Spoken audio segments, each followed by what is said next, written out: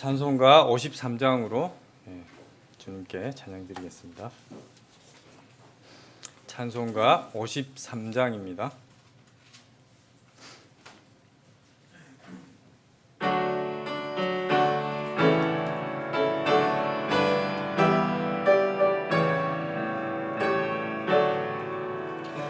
하늘에 가득 찬 영광의 하나님, 온 땅에 충만한 존귀하신 하나님, 생명과 빛으로 지혜와 권능으로 언제나 우리를 지키시는 하나님, 성부와 성자와 성령 구원의 하나님, 우리 예배를 받아주시옵소서.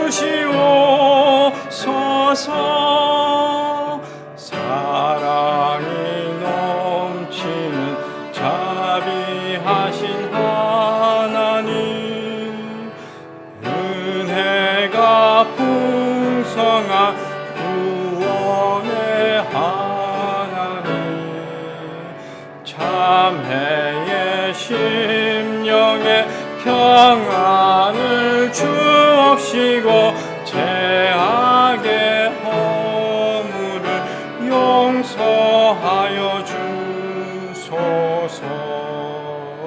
찬송과 영광과 생명 구원의 하나님, 우리 예배를 받아주시옵소서.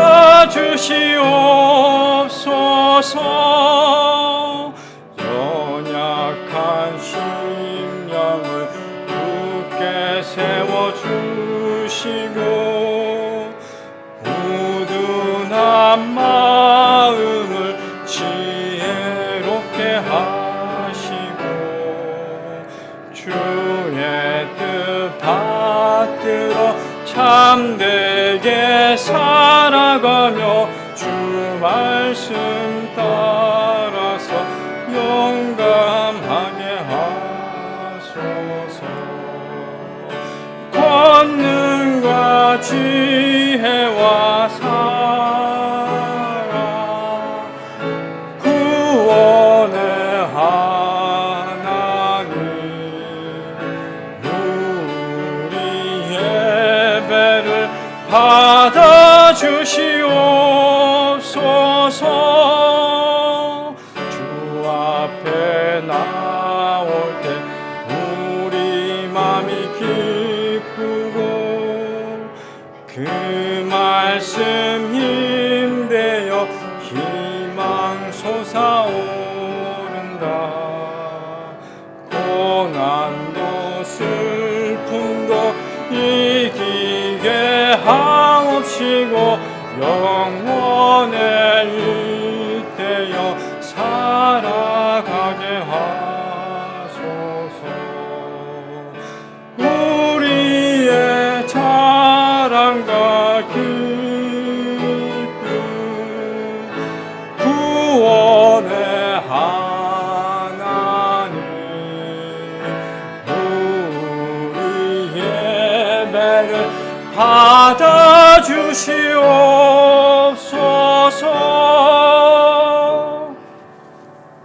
아멘. 함께 기도드리겠습니다.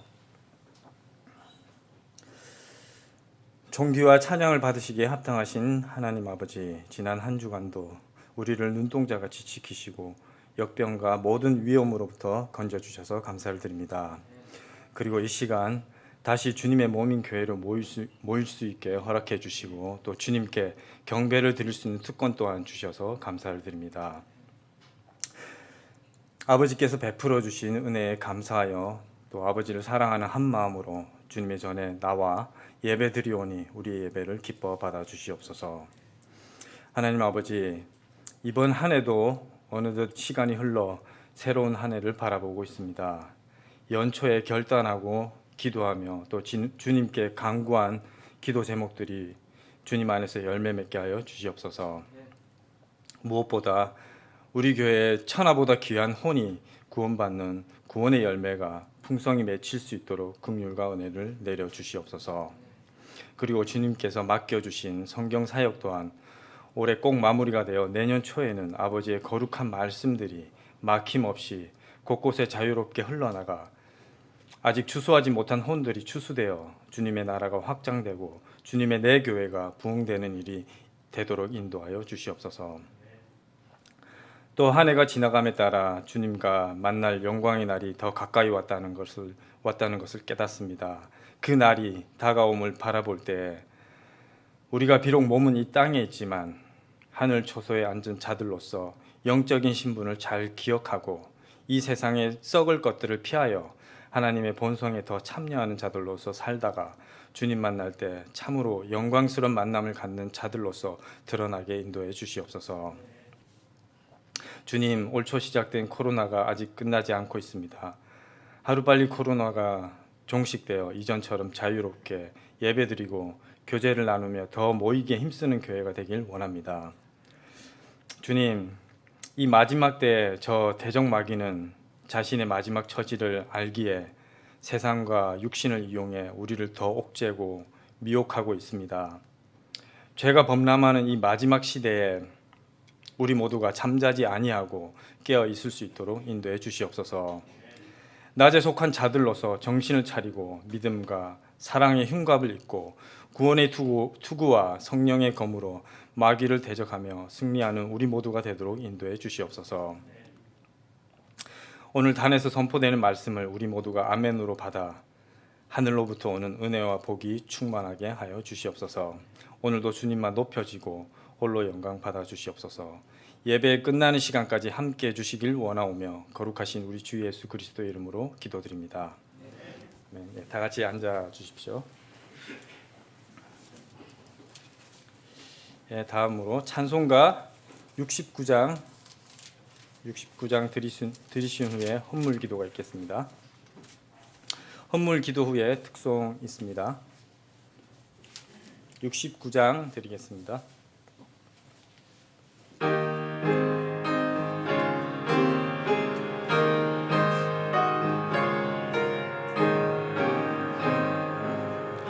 나 가진 모든 것 다 주의 것이니 그 받은 귀한 선물을 다 주께 바치네.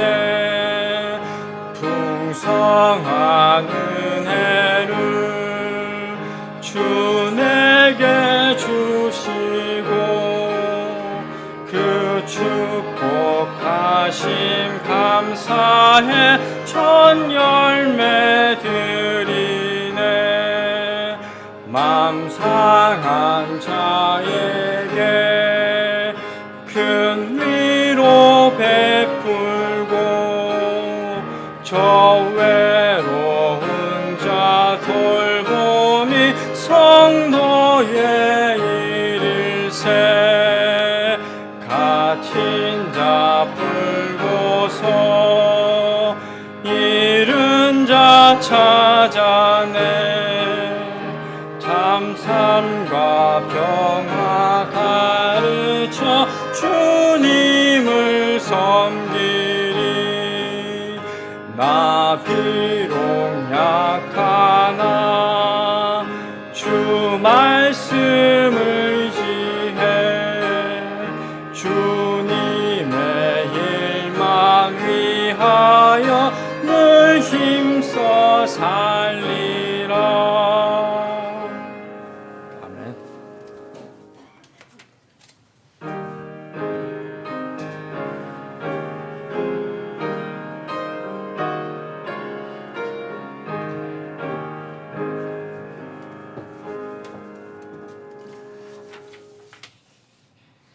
함께 기도드리겠습니다.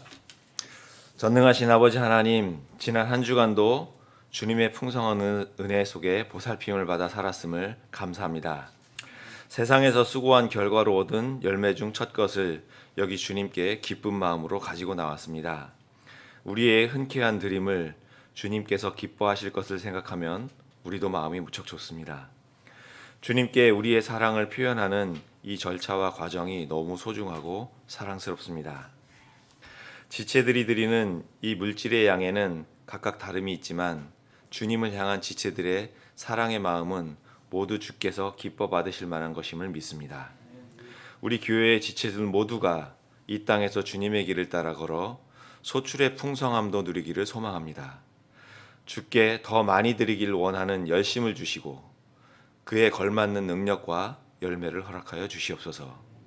주님, 드려진 이 물질을 주님 기쁘게 받으시기를 원하오며 운용하는 자들에게 정직과 성실한 가운데 효과적으로 운용할 수 있게 지혜를 주시옵소서. 이 시간 주님의 말씀을 듣기를 원합니다. 마음을 다하고 힘을 다하고 정성을 다하여 집중할 수 있도록 도와주시옵소서. 다시 오실 거룩하신 주 예수 그리스도의 이름으로 기도드리옵나이다. 아멘.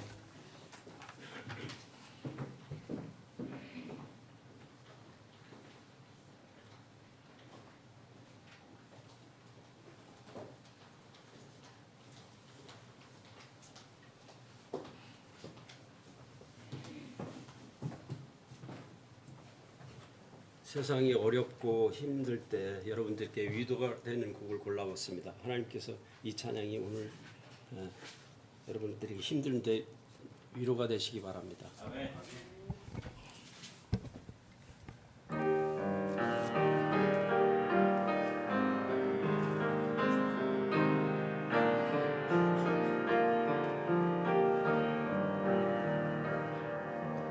오늘 집을 나서기 전 기도했나요? 오늘 받은 은총 위해 기도했나요? 주님은 우리의 나를 빛으로 인도하리. 앞이 캄캄할 때 기도 잊지 마시오. 마음에 분이 가득 찰 때 기도했나요? 나의 앞길 막는 친구 용서했나요?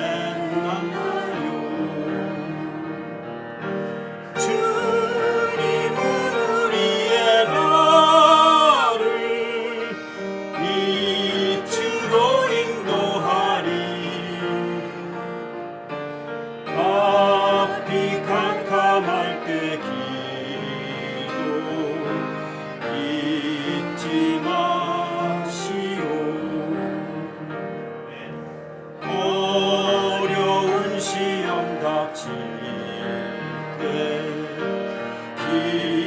기도했나요? 주가 함께 당하시면 능히 이기리. 주님은 우리의 나를 빛으로 인도하리.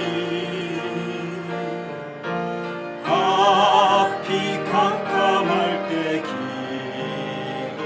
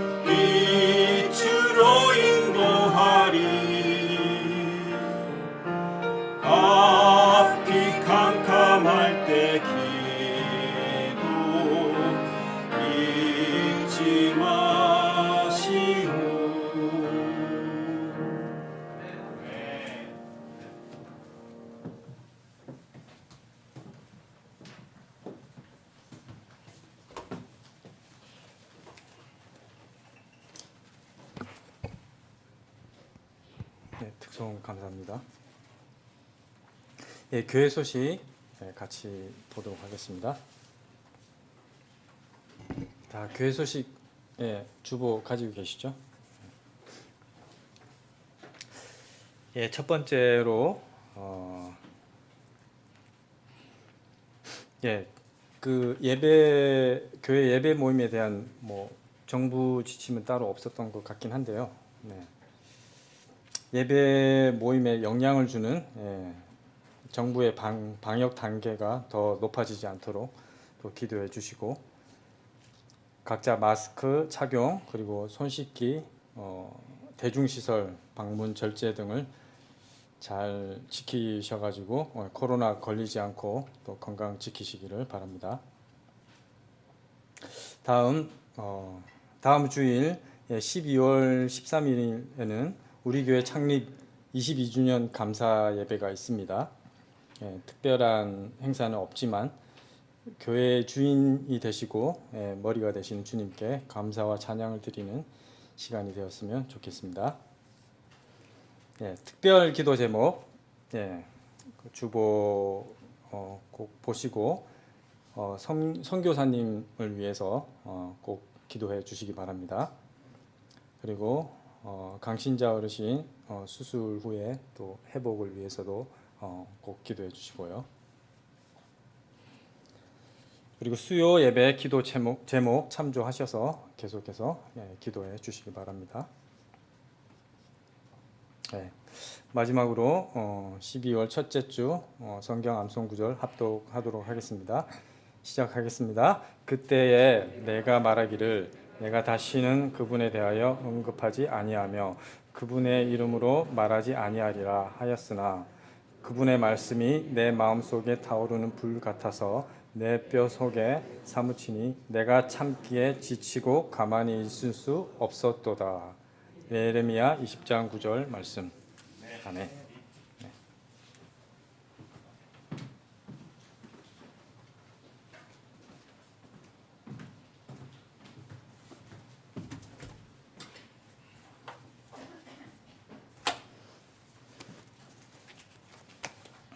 오늘 강신자 어르신 이제 조금 몸이 조금 회복되셔서 나오셨어요. 어디 계시죠? 저 뒤에 계세요. 강신자 어르신 손 한번 들어주세요. 예. 이따 교제하시고 격려해 주시기 바랍니다. 정말 감사합니다. 건강 완전히 회복되시기를 바랍니다. 다음 주가 우리 교회에 모임을 시작한 지 22주년이 되는 감사 예배가 있는데 시국이 시국이니만큼 이렇게 조용히 보내야 될 것 같습니다. 오늘 정부에서 방역 단계에 관해서 또 발표가 있다는데 만약 또 단계가 올라가면 다음 주 그런 일이 없기를 바라는데 그런 일이 없기를 그냥 기도합시다.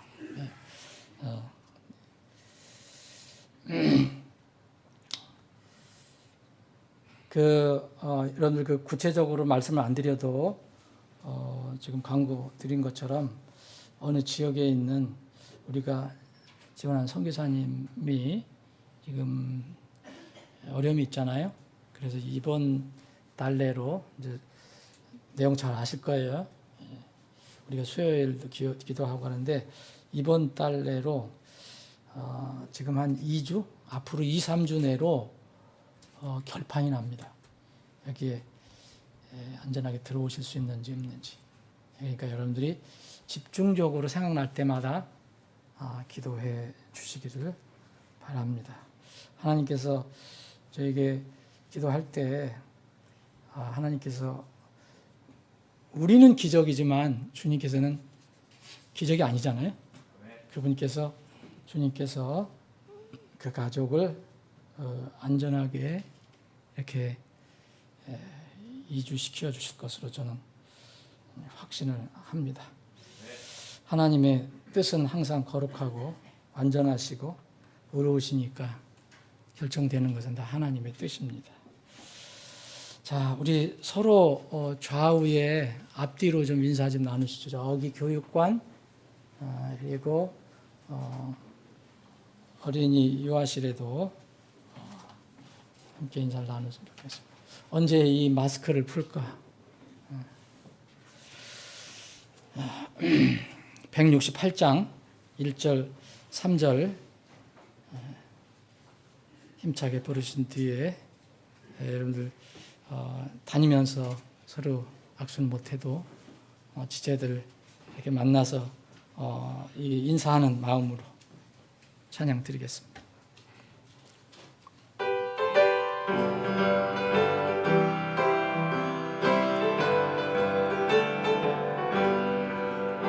하나님의 나팔 소리 천지진동할 때 예수 영광 중에 구름 타시고 천사들을 세계 만국 모든 곳에 보내어 구원 얻은 성도들을 모으리. 나팔 불 때 나의 이름 나팔 불 때 나의 이름 나팔 불 때 나의 이름 부를 때에 잔치 참여하겠네.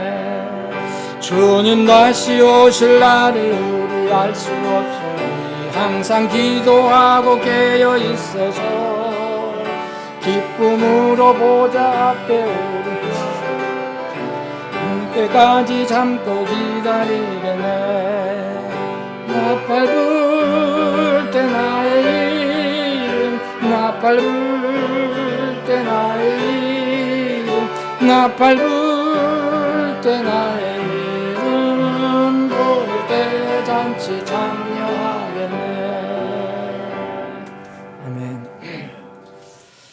오늘 함께 나눌 하나님 말씀은 신약성경 요한복음 4장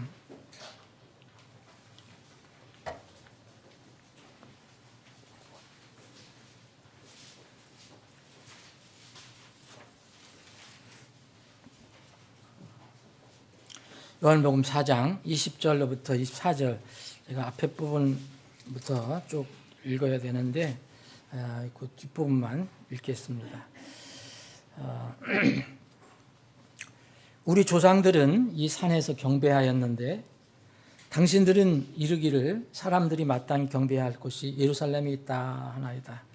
어떤 사마리아의 한 여인이 이제 우물가에 찾아온 예수님과 대화를 나누는 그런 장면입니다.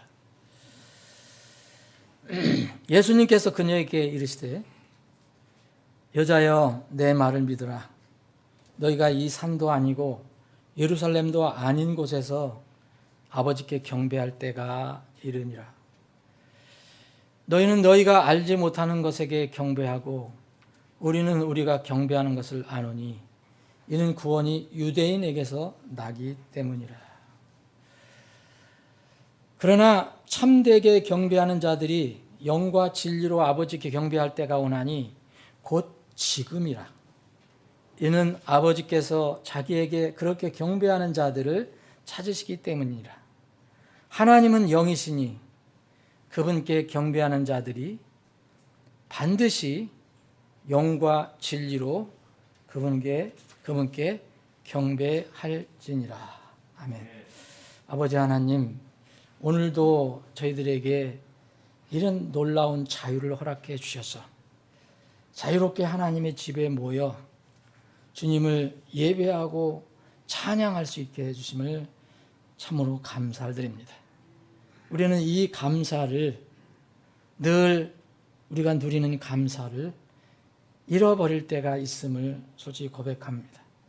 오늘 말씀을 통해서 하나님께서 우리에게 베풀어 주신 그 놀라운 은혜를 다시 한번 깊이 묵상하고 감사하는 그런 시간이 되기를 원합니다. 필요한 오늘의 교훈을 성령 하나님께서 필요한 대로 각자에게 필요한 말씀을 강력하게 선포해 주시옵소서. 거룩하신 예수님의 이름으로 기도합나이다. 아멘.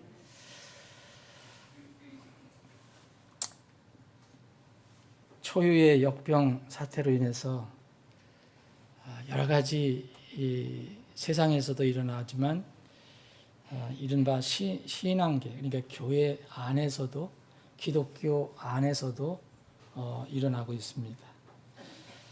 오늘 우리가 읽은 이 본문 말씀, 요한복음 4장 말씀이 적지 않게 설교자들과 교인들의 입에 회자되고 있습니다. 우리가 살아갈 때 일어나는 여러 가지 일들, 그런 일들, 사건, 상황은 긍정적인 면도 있고 부정적인 면이 있습니다. 또 어떤 일이나 사건이 일어나면은 항상 찬성도 있고 반대의 목소리도 있고 지지하는 목소리도 있고 또 비판하는 그런 사람들이 나타나게 됩니다. 그러나 이러한 사태에 맞추어서 우리가 받은 하나님의 말씀을 재해석해야 한다고 하는 그런 만약 말을 한다면 우리가 그 말을 어떻게 받아들여야 할 것인가 한번 깊이 생각을 해볼 필요 있습니다. 말씀을 재해석하고 새롭게 적용할 때 과연 그 행동이 하나님 앞에 정직한 행동인가 스스로 질문할 필요가 있습니다.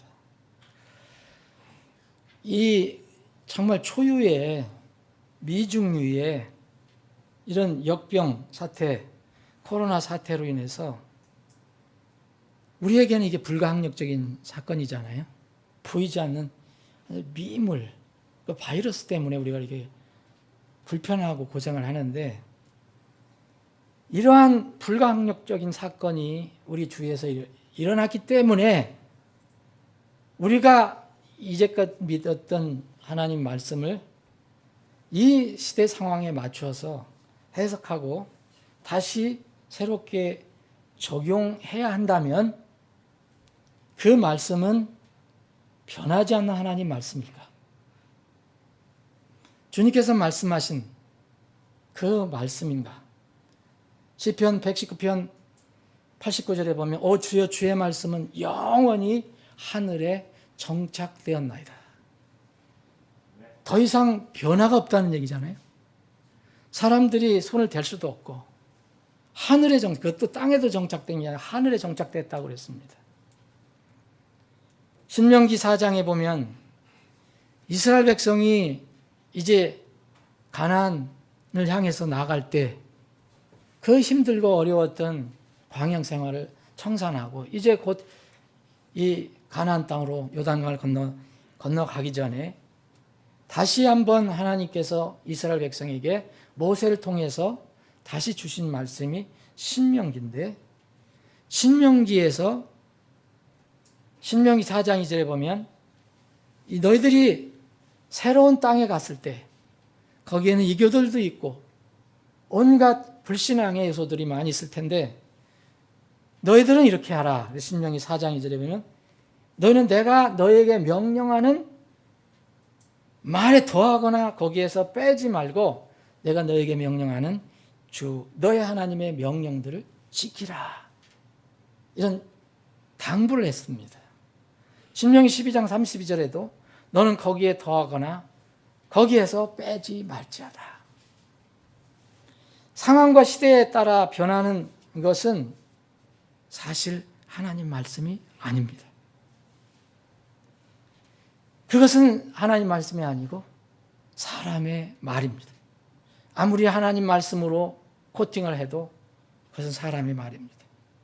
하나님이 코로나 사태 때문에 말씀을 바꿔야 할 하나님이라면 우리는 그런 하나님 믿을 수가 없습니다. 여러분들 모르지만 저는 그런 하나님 믿을 수 없습니다. 상황과 시대에 따라 변하는 것은 사람의 말이지 하나님 말이 될 수가 없습니다. 또 이번 코로나 사태로 인해서 우리가 믿는 주 예수님께서 세워주신 당신의 내 교회라고 했던 그 내 교회의 본질과 정체성이 바뀌어져야 한다면 그 교회는 지옥의 문들이 이기지 못하는 영원한 교회가 될 수 없다고 저는 생각합니다. 더 이상 주님이 세우신 교회가 아니라 사람이 지배하는 종교 단체일 뿐입니다. 너는 베드로라, 내가 이 반석 위에 내 교회를 세우리니 지옥의 문들이 그것을 이기지 못하리라. 코로나가 왔다고, 무슨 재난이 일어났다고, 우리 삶의 환경이 변화가 일어났다고 그 교회가 변화가 된다면 그것은 주님의 교회라고 볼 수 없습니다. 코로나 사태로 인해서 지금 이 땅의 교회들이 직면한 가장 큰 문제는 무엇이라고 생각하십니까? 많은 교회들이 다양한 문제가 있겠지만 큰 교회, 작은 교회 있고 또 성경을 진실로 믿으려고 하는 교회가 있는가 하면 세상의 관습과 전통을 또 따르려고 하는 교회들도 있습니다. 어찌됐든 하나님의 이름으로 모인다고 하는 교회들이 지금 이 시대에, 코로나 시대에 직면한 가장 큰 문제는 무엇일까? 어떤 교회는 예산이, 사람들이 줄어서 예산이 아주 많이 대폭 줄어서 문을 닫아야겠다. 이미 닫은 교회들도 있고, 적은 교회들은. 그래서 어떤 큰 교회들은 또 사람들을 다 그 많은 사역자들을 또 줄이고, 저는 그런 문제보다도 모이는 문제라고 저는 생각합니다. 회중 공동 예배가 문제가 됩니다. 구원은 개인적인 것이므로 회개하고 진실로 회개하고 믿으면 하나님의 성도가 될 수 있는 그 큰 은혜를 받습니다. 그러나 주님께서 세우신 주님의 내 교회, 사람의 교회가 아니고 주님의 교회는 개인이 구원받는 것과 다릅니다. 교회는 말 그대로 이름 자체에도 들어있는 것처럼 구원받은 사람 한 사람 각자 개별적으로 모여서 어떤 하나님의 교회를 형성하게 됩니다. 여럿이 하나가 되어서 모이는 것이 교회의 본질이며 핵심입니다. 그래서 교회는 마음이 당연히 하나가 돼야 되지만 마음이 하나 돼야 되는 것뿐만 아니라 마음과 함께 몸이 함께 있는 것이 교회입니다. 그런데 코로나 사태로 이 교회의 본질적인 문제에 의문이 던져지게 됐습니다. 교회 환경과 조건이 갑자기 바뀌게 된 것입니다. 코로나 사태로 인해서 정부에서는 교회 현장 대면 예배를 금지하게 됩니다. 우리도 경험했죠? 비대면 예배라고 하니까, 그 예배를 드리라고 하니까 어떤 교회들은 아주 재빠르게, 어떤 목회자는 아주 재빠르게 온라인 비대면 예배가 이것은 하나님이 뜻하신 것이다. 이른바 어떤 사람은 종교 제2의 종교 개혁이다. 까지 이야기를 합니다.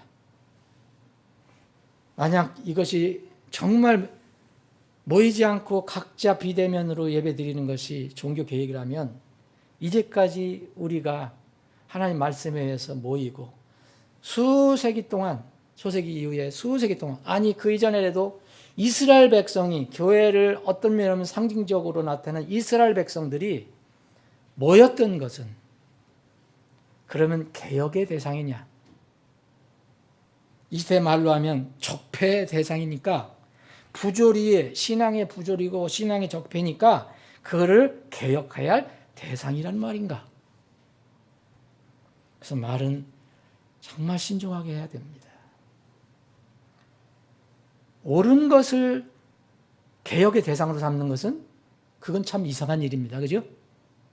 환경이 바뀐다고 그것을 개혁의 대상으로 삼는다? 그건 말이 전혀 맞지 않습니다. 또 어떤 설교자들은 그렇게 얘기합니다. 특히 오늘 본문 말씀을 가지고 인용해서 원래 예배는 특정한 장소에 모여 드리는 것이 그것만이 진정한 예배가 아니다. 참 예배는 장소와 상관없이 영과 진리로 드리는 것이 참 예배이고 뭐라면 고차원적인 예배다. 어떤 장소에 모여서 드리는 것은 이건 종교적인 것에 지나지 않는다. 여러분 이런 이 말씀을 가지고 이렇게 해석해 줄 때 여러분들의 어떻게 받아들입니까? 아, 정말 고차원적인 해석이구나. 아, 놀라운 해석이구나. 만약 여러분들 마음에 그런 마음이 든다면 여러분들 마음을 다시 한번 말씀에 비춰봐야 합니다. 이런 식으로 주장하고 가르치는 사람들이 있습니다. 우주적인 교회론에 영향을 받은 많은 사람들, 교회 사역자들이 있습니다.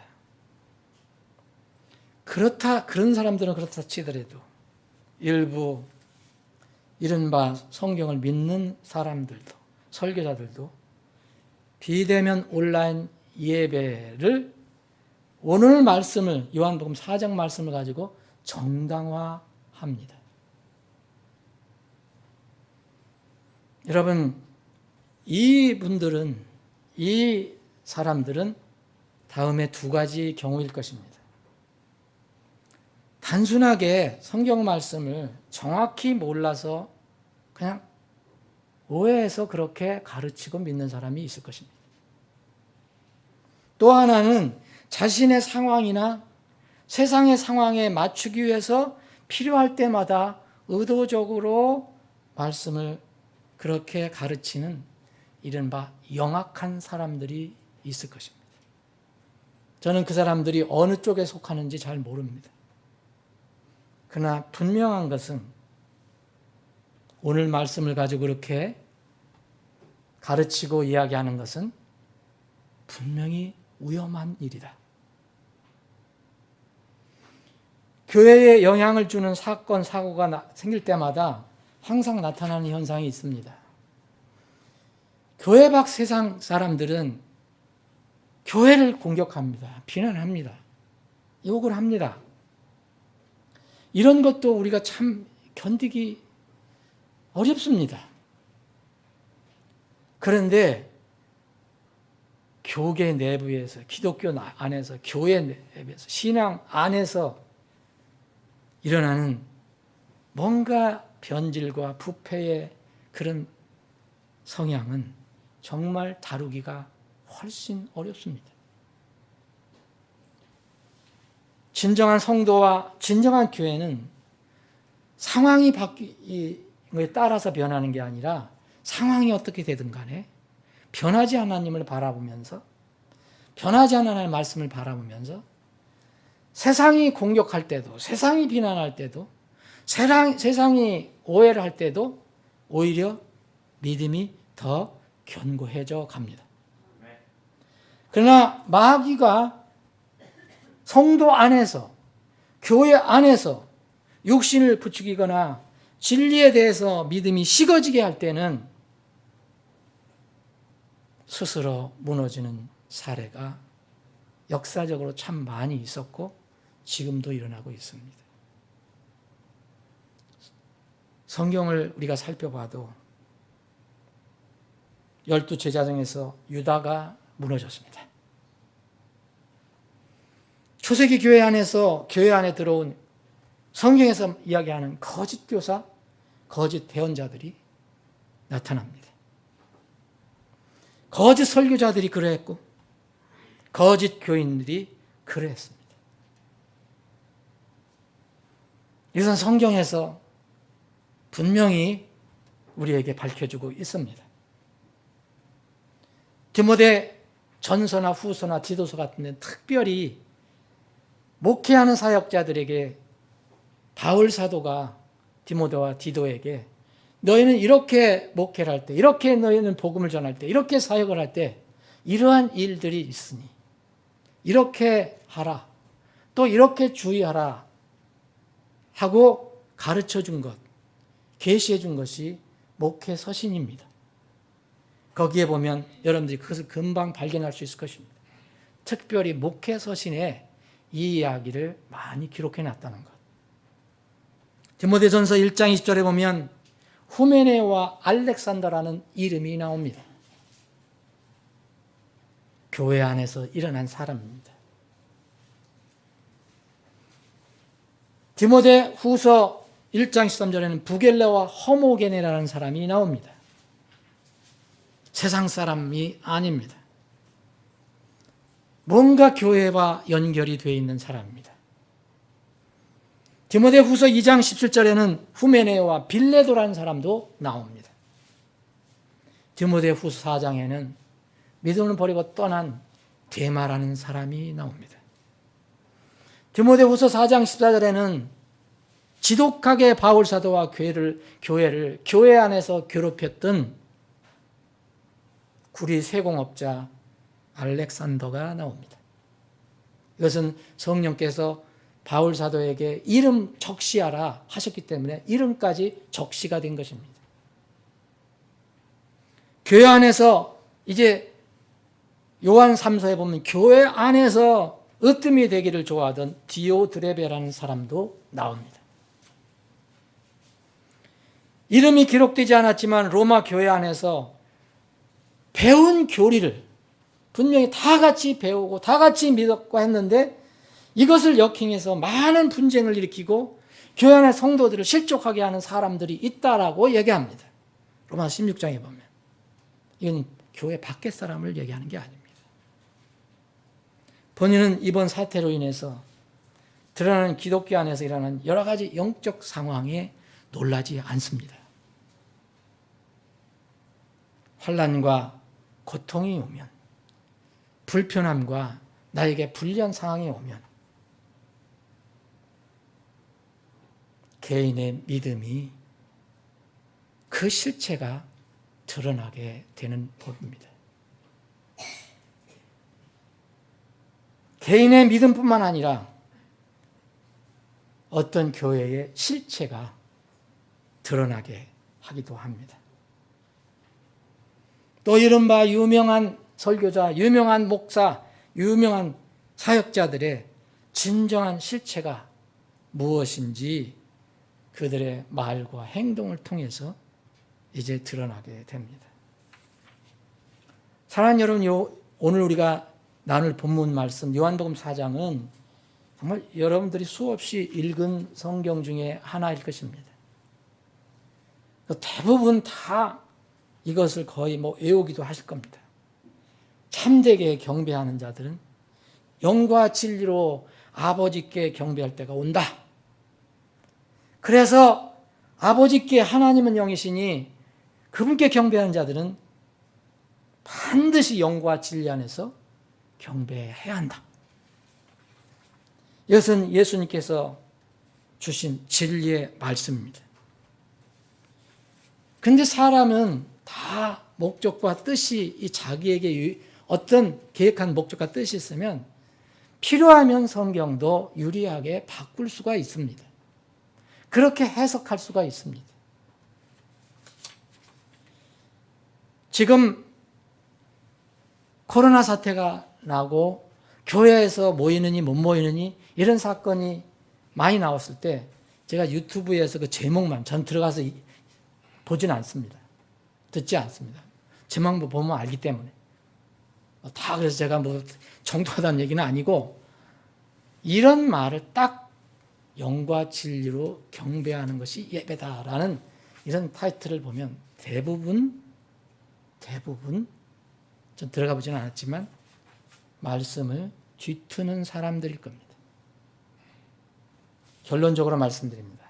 이 말씀은 그럴듯하게 보이지만 그 사람들이 얘기하는 이것은 예배의 장소, 경배 장소에 관한 주제라고 얘기를 하는데 절대 장소, 경배에 대한 경배 장소에 대해서 주님께서 말씀하신 것이 아닙니다. 결론적으로 말씀을 먼저 드립니다. 주님께서는 결코 경배 장소를 부정하시지 않으세요. 경배 장소를 여기가 아니다, 저기가 아니다, 경배 장소를 부정하는 그런 주제로 말씀하시는 것이 아닙니다. 이 말씀은 여러분들이 조금 주의 있게 읽어보시면, 묵상해 보시면 경배 장소가 주제가 아니라, 장소 문제가 아니라 경배를 드리는 사람 문제임을 아실 것입니다. 이것은 사람에 관한 문제입니다. 사람의 영적인 자격에 관해서 주님께서 말씀하신 것입니다. 그런데 코로나 사태가 일어났다고 이 23절, 24절 말씀을 가지고 영과 진리로 드리니까 아무 데서나 꼭 그렇게 해서 굳이 거기서 하나님 집에서 드릴 필요 있냐? 영과 진리로 드리는 거니까 자유롭게 아무 데서나 드려도 된다 라고 주장합니다. 여러분, 이런 주장이 맞는지 정직하게 한번 생각해 보십시오. 예수님께서 이 말씀을 주신 그 사람, 대상은 누굽니까? 여러분 아시죠? 요한복음 4장 1절부터 쭉 보시면 예수님께서 의도적으로 전도 여행을 하시는데 제자들과 함께 의도적으로 이 유대인들이 잘 가지 않는 사마리아 땅으로 들어가십니다. 하나님의 뜻이 있은 거예요. 하나님이신 예수님은 거기에 한 구원받을 사람에게 전도하실 뜻이 있었다. 이 수가라 하는 사마리아 도시에 들어갑니다. 그래서 우물가에 가셨어요. 제자들은 이 먹을 것을 구하러, 식량을 구하러, 식사를 구하러 다 마을로 들어가고 예수님 다 아시고 그때 여인 나올 것이라는 거 아시고 그렇지 않으면 예수님이 하나님이 아니시잖아요. 그래서 여행할 때 지치셔서 그 우물에 가서 걸터 앉으셨을 때 6시쯤 되었다 했습니다. 6시쯤 난 12시입니다. 우리나라 나이로. 우리나라 시간으로. 그런데 한 사마리아 여자가 우물을 길러 왔어요. 예수님의 목표는 여기에 있었어요. 이 사람이었어요. 그래서 이 여인하고 대화를 나눈 거예요. 이 요한복음 4장.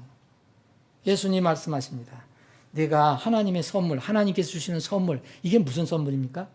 구원의 선물. 그렇죠? 이 구원의 선물을 알고 또 마실 물을 내게 알고 또 내게 마실 물을 내게 주라 하는 이가 누군 줄 알았으면, 내가 지금 누군 줄 알았다면 너는 나에게 구했을 것이다. 그러면 내가 너에게 살아있는 물, 생수를 주었을 것이다. 이 여인은 물을 길러 왔어요. 그런데 예수님은 물을 기를 수도 없는데 내가 너에게 살아있는 물, 생수를 줄 수 있을 것이다 라고 말씀하십니다. 그러니까 이 여자가 인간적으로 논리적으로 얘기합니다. 당신은 뭐 두레박도 없는데 어떻게 해서 여기서 우물물 길어 마십니까? 이 물은 또 우리에게 주신 거, 야곱의 우물물이 우리에게 주신 우물물인데 선생이 야곱보다 더 큽니까? 그래서 예수님 말씀합니다. 누구든지 내가 줄 물을 마시는 자는 결코 목마르지 아니하리라. 내가 줄 물은 그 사람 속에서 솟아난 물이 되어 영존하는 생명에 이르게 하리라. 예수님의 그 본래의 뜻은 뭡니까? 이 여인에게 생명의 말씀을 줘서 생명을 얻게 하는 일로 여오신 것입니다. 그랬더니 이 여인이 그렇다면 선생님 나한테 그 물 좀 주시면 좋겠다. 그래서 여기로 매일 길으러 오지 않게 그렇게 해달라고. 그랬더니 예수님이 그 여인에게 그랬잖아요. 그러면 내 남편 불러와. 여러분 생명을 얻으려면 생명수를 얻으려면 먼저 뭐를 생각해야 됩니까? 죄를 알아야 돼요. 그래서 이 여인에게 가서 남편 불러와. 그 여인의 인생에서 가장 치명적인 부분을 덮고 싶은 부분을 콕 찌르셔서 내 남편 데리고 와. 여기로 데리고 와. 그랬더니 이 여인이 저 남편 없습니다. 그래서 남편 없다 한 말을 예수님이 칭찬하십니다. 너 남편이 없다 한 말 그 잘 말한 거다. 전지하신 하나님은 예수님 합니다. 너 남편 5 있잖아 지금. 있었잖아 옛날에. 그리고 지금 6번째 남편하고 살잖아. 근데 내 남편이고 내 남편 아니야. 그런 의미에서 내 말 잘한 거야. 그랬더니 이 말을 들은 이 여인이 야 예언자다. 이거 대언자다. 에? 이건 모든 것을 아는 예언자다. 그래서 이 여인이 비로소 이 얘기를 합니다.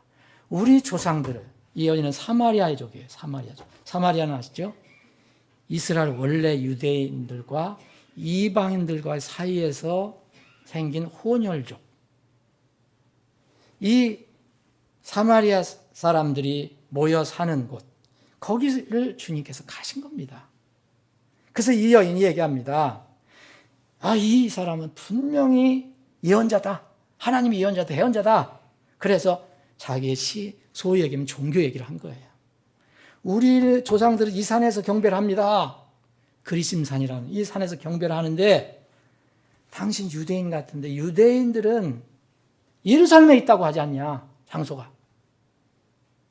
그래서 예수님께서 그래서 그 말을 듣고 예수님이 말씀하신 것이 오늘 우리가 함께 읽은 말씀입니다. 여자야, 예수님께서 그 얘기했을 때 21절 보면 여자야 내 말을 믿으라. 내 말을 믿으라. 너희가 이 산도 아니고 예루살렘도 아닌 곳에서 아버지께 경배할 때가 이르리라. 너희가 여지까지 알지 못하는 게 경배했다. 우리는 그래도 아는 것을 경배했다.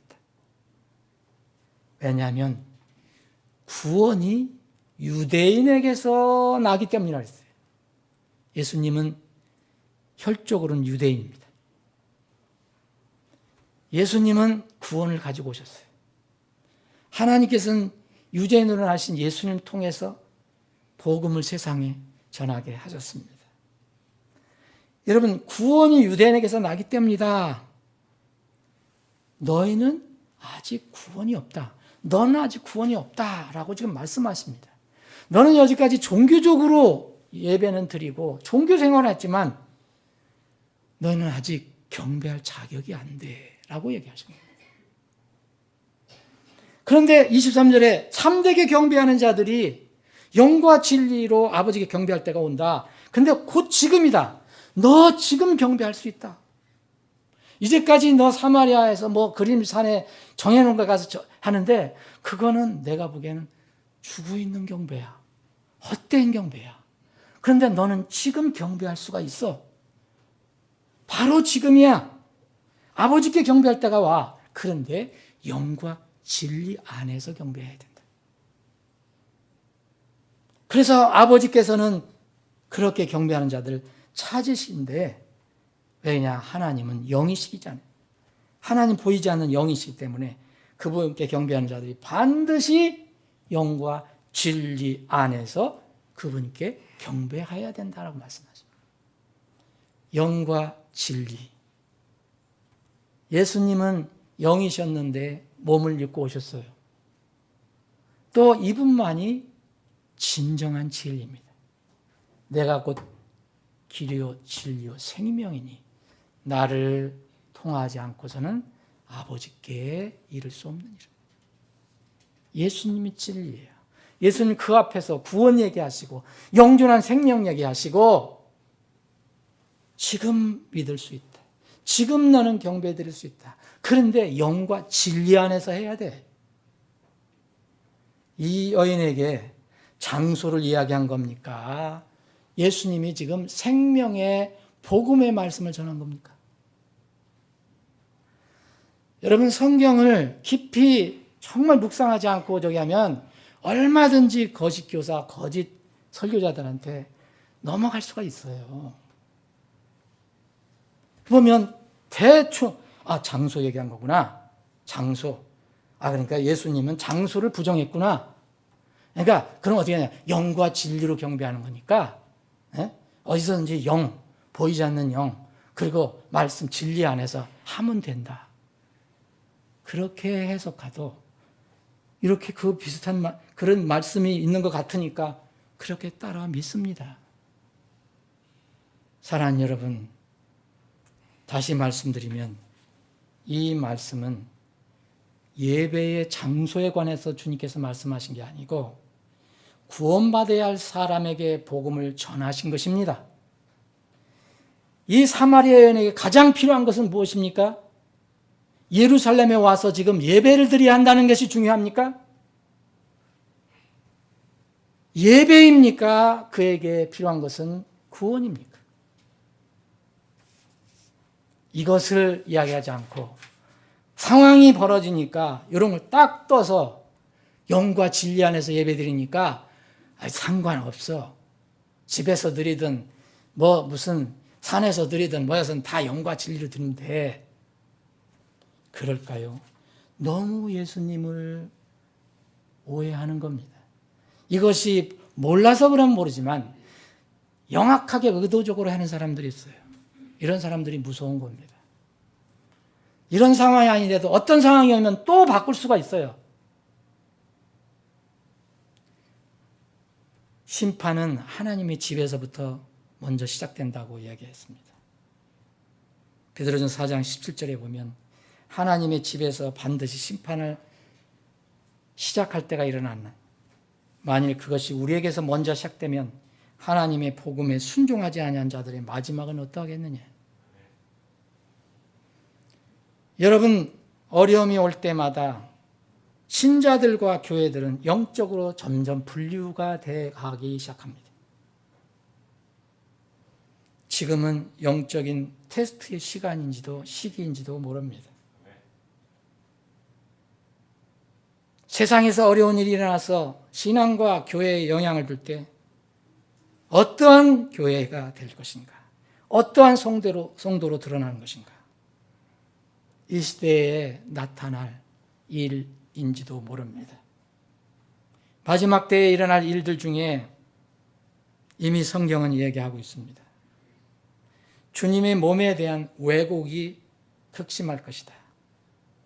교회 관의 왜곡과 타락이 점점 더 심해질 것이다. 두 극단이 생깁니다. 종교적인 기독교의 비성경적인 관행을 고집하고 사람들을 그걸로 얽매이고 억누르는 무거운 짐으로 맡기는 그런 교회들이 있는가 하면 이것들도 극단적으로 반대편으로 나가서 이것을 바로잡는다고 하면서 교회관을 왜곡 타락시키는 사람들이 있습니다. 교회관을 형이상학적으로만 해석을 합니다. 자유민주주의 국가에서 예배 모임이 법에 의해 중단된 것은 정말 놀라운 사태입니다. 이거 미중의 사태입니다. 무엇입니까, 이건? 앞으로 일어날 일에 그림자로 보여주시고 대비하라는 것이라고 저는 생각합니다.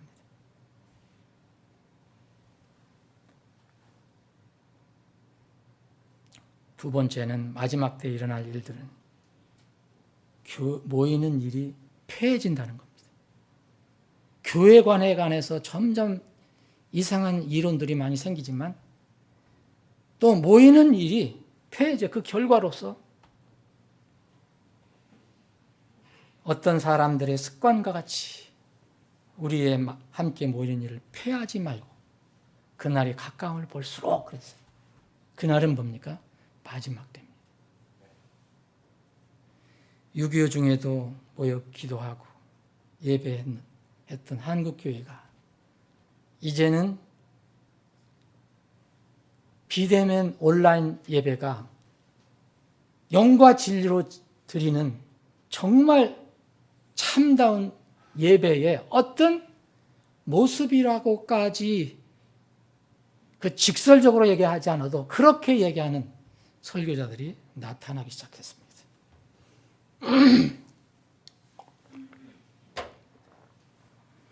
교회 예배가 중단되는 경우는 저는 두 가지가 있다고 생각합니다.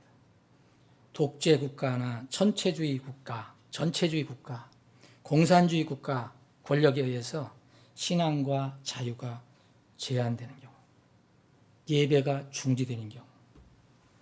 두 번째는 지진, 태풍, 자연재난 등으로 인한 경우. 전기가 끊겨지고 인터넷도 되지 않으면 어떻게 합니까? 비대면 예배도 못 하잖아요. 지금도 온 세계가 이렇게 우왕좌왕하고 있는데 만일 본격적으로 무서운 성경에 예고된 환란이 우리 주위에서 일어난다면, 예고된 아마겟돈 전쟁이 일어난다면 어떻게 해야 될까? 그럴 때 주님의 교회는 어떤 모습으로 드러날까? 저는 믿기로는 만약 진실한 교회라면, 정말 진실한 성도들이 모인 지역교회라면 환난 핍박을 두려워하지 않고 모일 것이라고 저는 믿습니다. 초세기 교회는 그것을 보여줬습니다. 예수님이 극형에 처해졌습니다. 예루살렘을 비롯해서 이 이스라엘이 아주 살벌한 상황입니다. 우리는 성경을 그냥 그렇게 읽지만 그 상황에는 정말 살벌했습니다. 그래서 나는 그리스도인이라는 것 그 자체에 드러내는 것만 해도 두려웠습니다. 그래서 베드로가 예수님을 3번 부인하고 나중에 회개하고 통곡한 겁니다. 예수님이 처형당하고 사람들이 다 두려워 뿔뿔이 흩어지고, 그런데 진정한 성도들은 모입니다. 왜냐하면 구원받으면 한 사람이 구원받을 수 있지만 교회는 한 사람으로 교회가 될 수 없기 때문입니다. 주님이 세우신 것은 구원의 은혜도 주셨지만 주님이 내 교회를 세우셨다고 했기 때문에 그렇습니다. 이 내 교회는 지옥의 문들이 결코 이기지 못하리라 하셨기 때문에 그렇습니다. 요한복음 20장을 보십시오. 두려워했지만, 분명히 제자들이 두려워했지만 제자들은 교회에 모였습니다. 두려워했지만 모였습니다. 그리고 거기에 예수님이 나타나셨습니다. 그리고 나타나셔서 당신이 겪으신 그 고통의 그 흔적을 보여주셨습니다. 역사적으로도 로마 카타콤 교회가 있습니다. 그들은 그리스도인이라 하면 잡혀서 죽습니다. 근데 그들은 무슨 일 때문에, 무엇 때문에 구원은 받았는데, 집에서 쉬도 되고 세상에 섞여 살아도 되는데 왜 무덤을 그렇게 깊이 파고 거기에서 교회 생활을 했습니까?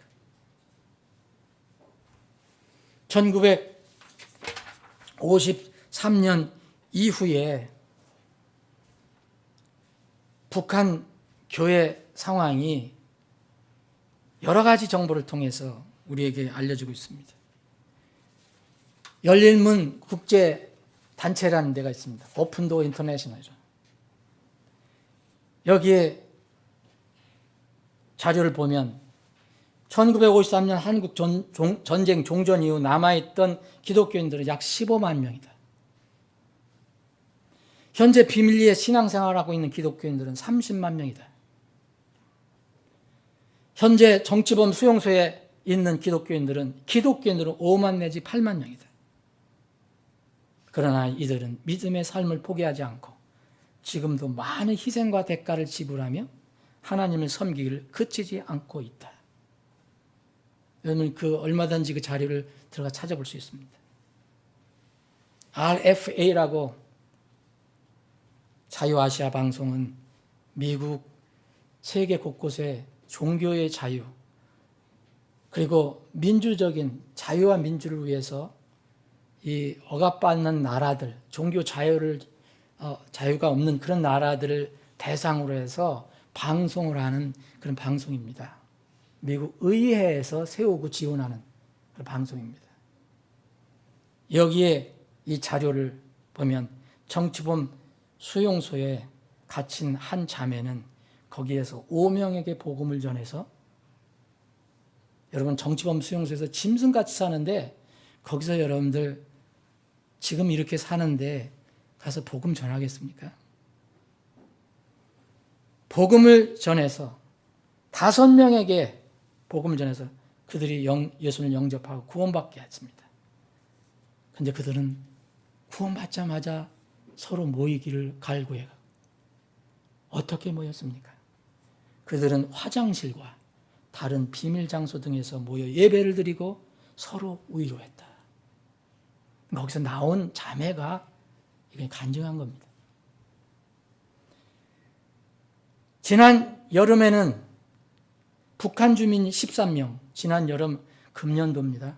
2020년 8월. 북한 주민 13명이 감시망을 피하기 위해 밤중에 옥수수 밭에서 비밀 예배를 드리기도 했다. 북한에 있는 지하교회 성도들, 모퉁이돌이라는 코너스톤이라는 또 북한 선교단체가 있는데 거기에 이제 북한에 연결된 사람들이 있잖아요. 파송받은 사람이 있습니다. 여기 여러분 북한에서 훈련받고 파송받은 사람들. 그 일꾼이 한 할머니를 만났습니다. 그걸 읽어드리겠습니다. 해방 전부터 예수를 믿었던 할머니를 만났습니다. 이제 90세가 넘은 할머니는 43년 동안 지하교회에서 리더로 활동해왔고 지금도 여전히 활동하고 계십니다. 할머니를 만난 일꾼은 어떻게 예배를 드리고 하나님의 말씀을 읽느냐고 여쭈었습니다.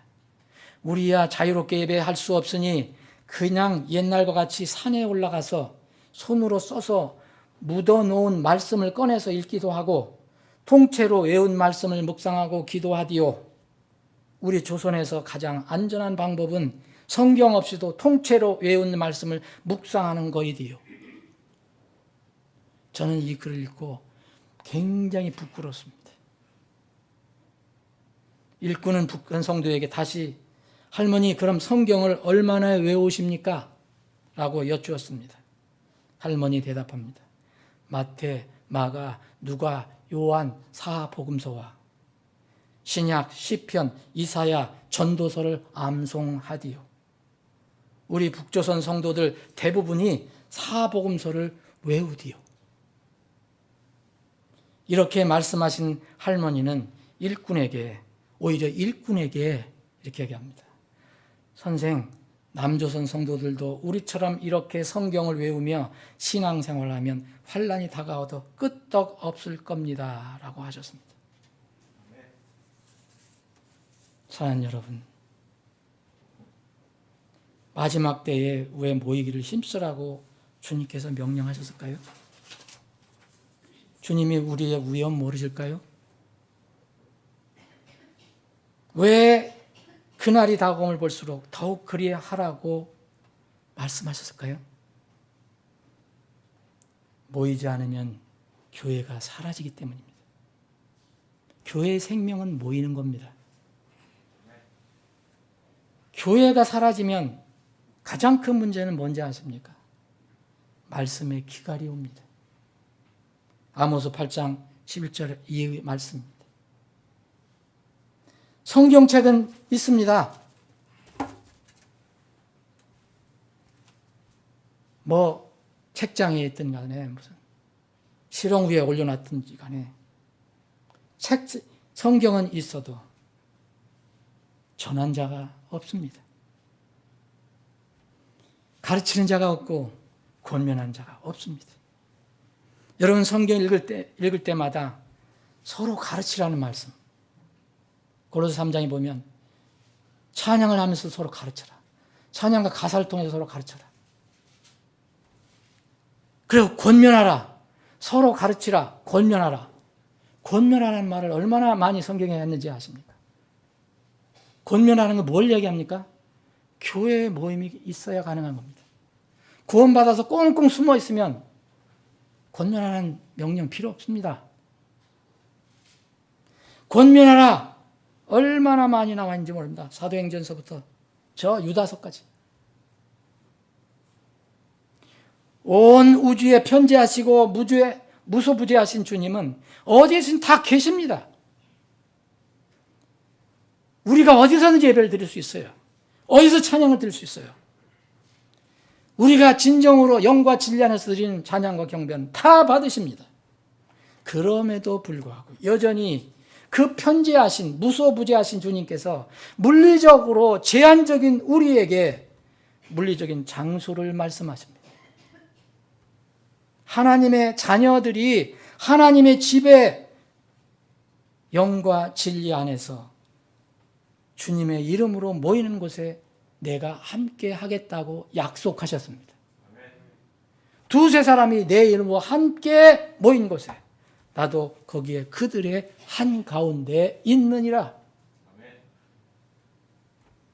여러분 구약을 읽으실 때 이스라엘 백성에게 특별히 명령을 하실 때 이런 구절을 읽어보셨을 것입니다. 주 내 하나님 앞에서 곧 그분께서 자신의 이름을 두시려고 택한 곳에서. 많이 익숙하시죠? 특별히 이 말씀이 어디서 많이 줬냐? 가나안 땅을 들어가기 전에 이 광야에서 너희들은 가서 정착하고 산다? 이교도들 가운데 살 것이다? 이교도를 섬멸하고 하나님만 따르라? 할 때 수없이 신명기에 보면 수없이 자신의 이름을 두시려고 택한 곳에 너희들은 모여라. 너희들은 거기에 헌물을 가지고 와라. 너희들은 거기에서 번제물을 드려라. 너희들은 거기에서 불쌍한 사람들을 위해서 음식을 나눠라. 수없이 많이 기록이 되어 있습니다. 구약의 하나님은 신약의 하나님이고 신약의 하나님 구약의 하나님입니다. 이스라엘 백성들에게도 영과 진리로 너희들은 아무 데서나 예배를 드려라. 그렇게 하실 수 없는 하나님은 아닙니다. 왜 예수님이 만약 어떤 사람이 요한복음 4장을 이렇게 해석한다면 왜 다른 곳에서는 예수님이 왜 장소를 많이 이야기하십니까? 결론을 말씀을 드리겠습니다. 불가항력적인 상황에 의해서 물리적으로 모이지 못할 수가 있습니다. 그리고 개인적으로 아파 누워 있으면 못 모입니다. 저도 어떤 때는 몸이 이게 몸이 더 이상 나빠지지 않아야 되는데 기도합니다. 근데 만약 몸이 끝내 나쁘면 어떻게 합니까? 못 모입니다. 누워 있는데 어떻게 옵니까? 누가 들것으로 실어다 올 것도 아니고. 만약 어떤 상황이 벌어졌습니다. 교통이 끊어지고 상황한 핍박이 있다면 물리적으로 모일 수 없습니다. 또 코로나 시국에는 남에게 전염이 될까 내가 좀 몸 불편하면 남을 배려해서 걱정해서 못 나올 수도 있습니다.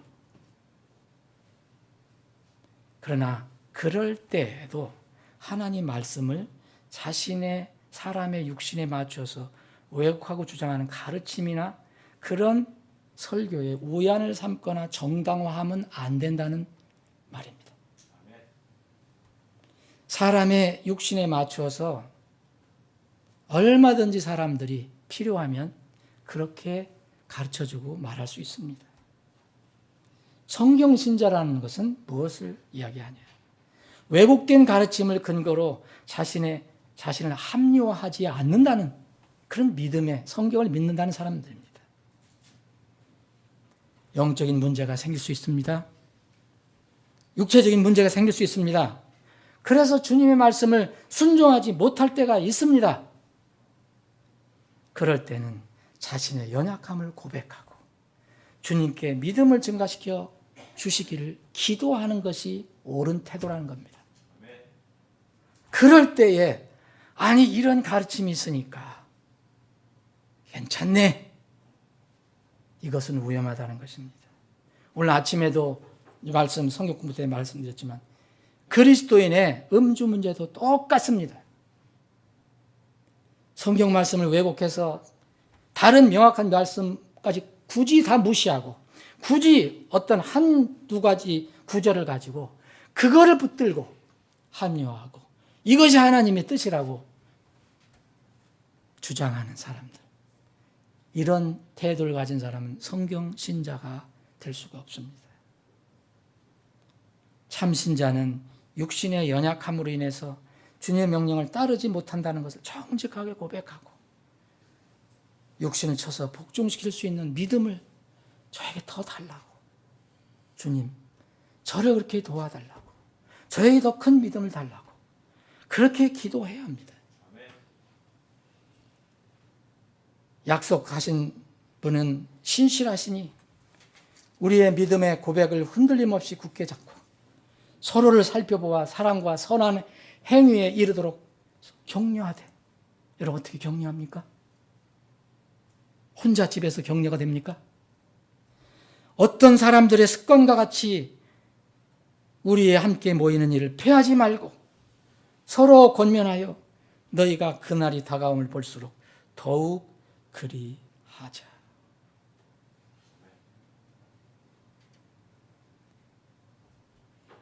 여러분 오늘 말씀을 한번 여러분들 개인적으로 묵상해 보시기 바랍니다. 예수님께서 사마리아 여인에게 주신 그 말씀이 지금 이 시대에 소위 장소, 예배 장소 개념으로 말씀하신 건가? 아니면 한 여인이 아직도 예배 개념도 모르고 그러면서도 종교적으로 장소에만 매여 있는 그 여인에게 생명을 주시기 위해서 하신 말씀입니까? 한번 깊이 묵상해 보시기를 주님의 이름으로 축원합니다. 기도하시겠습니다.